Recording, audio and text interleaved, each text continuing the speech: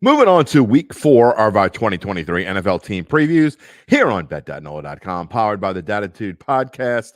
I am your host, Jim Derry, and when we're done with this week, we will be halfway through these team previews. So today is number 13 of 32. That is the Dallas Cowboys as we move on to the NFC East. I already done the AFC South, AFC West, NFC West. If you want to go back and look at them, you can. But I have a question for you today before we start off week 4. Has there been a more underachieving team in this NFL the past, 20 years or so than the Dallas Cowboys? Go ahead. I'll wait while you figure it out. In fact, we'll let you think about it through the opening here. And when we come back, we'll talk about it.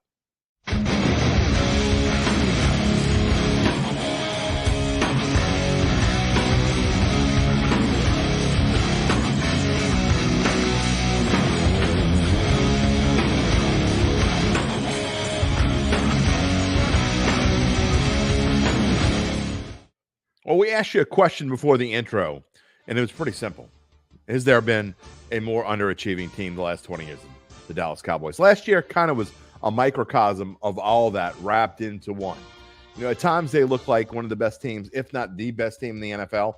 And other times they look like this just lost franchise that's like mediocre at best. I mean, the game that comes to mind is the Jacksonville game towards the end of the season. They led 27-10 with a little under 5 minutes to go in the game and found a way to lose. Get it tied up before it goes into overtime. Go into overtime, Dak throws a pick. Bam, game over. Jacksonville wins it. Dallas struggles to the finish. They do beat the Eagles towards the end of the season, but that was the Gardner Minshew Eagles, not the Jalen Hurts Eagles. There's a big difference. This year, they are going to be challenged again by those same Philadelphia Eagles. I mean, let's be realistic. I don't want to give too many spoiler alerts, but let's be realistic. I mean, anyone that's betting on the Giants or Commanders to win this division is most likely throwing their money away. And after they beat Philadelphia, it kind of went back. The playoffs, again, another microcosm of what this team has been. They go and beat Tom Brady in Tampa Bay in the first round. Tom Brady's final game ever is against the Dallas Cowboys. Who'd have thunk it? Because Brady had definitely had his way with the Cowboys before that. And then who do they play? They play San Francisco and Brock Purdy, and they play great defense. They only allow Purdy to throw for 199 yards. Doesn't matter. They can't score any points. Dak can't get anything going. And the final score, I believe it was 19-12 or something along those lines. But whatever it was, the Cowboys season was over again at the hands of the 49ers. Another season, no NFC Championship game, no Super Bowl. They didn't change a whole lot. Sure, they brought in Brandon Cooks from Houston as wide receiver help. And in the draft, they went out and got a defensive tackle in Maisie Smith with their first pick of the draft, the 26th overall. Got a tight end, Luke Schoonmaker. Also, 2 guys from Michigan, first and second round picks. But you know what? Neither one of those guys are going to be expected to be starters, nor either one of those guys going to be starters. Free agent signings, and if you look at the list, really, all they really signed was a long snapper from Vegas and a backup tackle from Atlanta. Oh, yeah, and they got Ronald Jones as a backup running back. Look, this team is relying on what it has already. It's relying on the defense that got him here. We'll talk about the defense in just a minute, but you cannot talk about this team without, first off, Mike McCarthy has taken over the duties as play caller. Is that going to make a big difference for Dak Prescott? We're going to find out, but it's not going to take long to find out. And what worries me, though, when you talk about this team, and Dak Prescott needs to have time to throw the football because he's got obviously one of the more talented receiving corps in the league. He's got some great tight ends to go with it. I'm not even talking about his running backfield minus Ezekiel Elliott. What I'm going to talk about first is that offensive line. And it could be one of the best in the NFL, assuming they get all the guys that they think they're going to have. They got the 2 Smith brothers on the left, including Tyron Smith, the big left tackle who is now, I think, 30 or 31 years old. He's getting to that point of his career where it's got to happen for him soon. It's kind of almost a now or never type thing. The right side of the line, though, might be a bigger part of a problem because as we record this on Tuesday, Zach Martin, who has been called by PFF as the best player on that offensive line, still isn't signed yet. So that all-pro right guard, they need to get him in-house. They need to find a way to get him in there because PFF has this is this O-line ranked as the number 6 O-line in the NFL, but they're not going to be number 6 without him. And they have to have that O-line churning to get moving. They have to be able to protect Dak. And Dak, obviously, one of his guys is CeeDee Lamb, one of the top 5 receivers, I think, in the NFL. CeeDee Lamb has come out with a bang. And as we talked about, he's got Brandon Cooks to help him now. So these guys have help on both sides at wide receiver. And we haven't even got to their backfield yet. And it's going to start with Tony Pollard, because Tony Pollard, who broke his left fibula in the January playoff run, still isn't really back. So Pollard's going to have to be back to help Dak and be able to throw the ball. But with all of that we talked about, it still comes down to the defense. You look at the defensive ranks here on this list.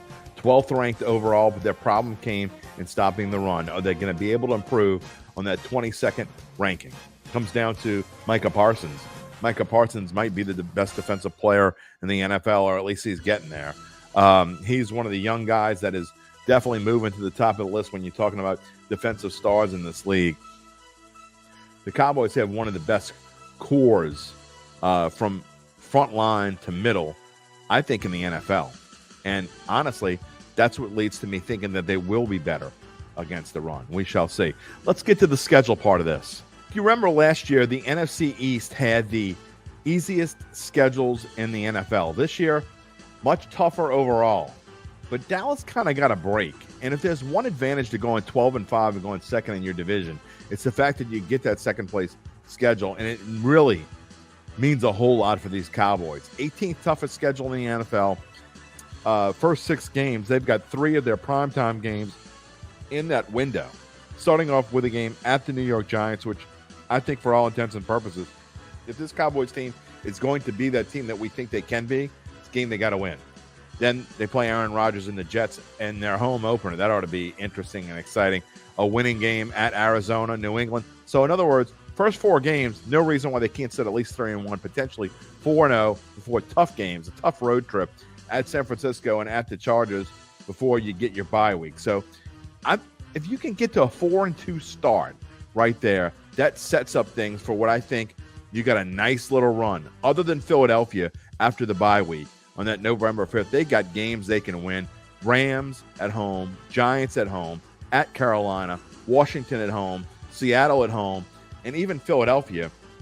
That December 10th game really could be for the NFC East Championship before finishing out the schedule at Buffalo, at Miami, home for Detroit, and at Washington. I like the fact that the team is playing 4 games, except for Buffalo, really. I think those last 3 games are games that they can win. Yes, even at Miami, but I don't like the fact that they have to play 3 of their final 4 games on the road, including a game at Buffalo in what could be really ugly weather on December the 17th. We'll wait and see. The drum roll. I think they're going to win the division. I remember in the beginning when I asked, in fact, I'll put it up on the screen, when I had the opening slide that asked, can Dak and the Cowboys finally put together that big season? I think they can. I think if they stay healthy, they have all the pieces. This offensive line is a really good offensive line. Dak has got to stay healthy. I think that he will. I think their receiving core is one of the best in the league. And I think, again, from front line to middle, I think they're one of the best in the NFL. They are going to make that 22nd ranked rush defense a lot better than it has been. But to me, my best value, and I'm always looking for value. So their over-under we showed you was 10. Obviously, I like that. I don't love betting it at minus 150, but I think Philadelphia is going to take a step back. And again, I don't want to give swirl alerts. So when we get to Philly on Thursday, you're gonna already know where I'm going with this. But I think the plus 165 is a great value for the Cowboys. The reason being, with my projected record of 12-5, which is what they've gone the past 2 years, when we talk about the Philly schedule, I just don't think they're going to be able to do that again.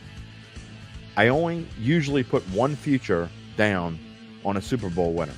This year I'm putting 2. We haven't got to my other one yet.